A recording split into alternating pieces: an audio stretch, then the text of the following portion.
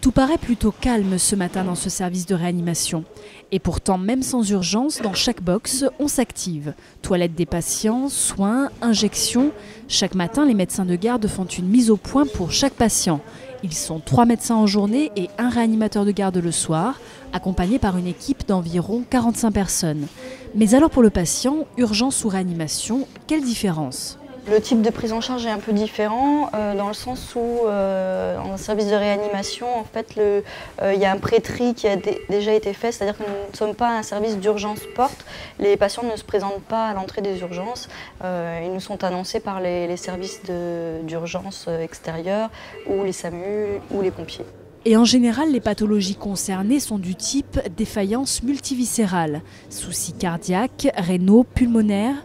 Au total, ce sont environ 150 patients traités par an sur des séjours de plus de 48 heures.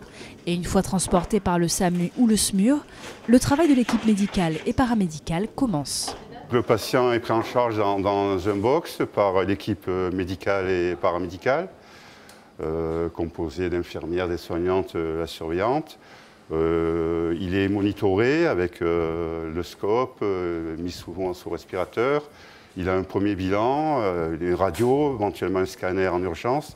Et en fonction de ce qu'on trouve, on induit les traitements ensuite en conséquence de la pathologie. Sur ce service de réanimation situé Clinique Axiom à Aix-en-Provence, en 2012, on comptabilise 180 patients traités.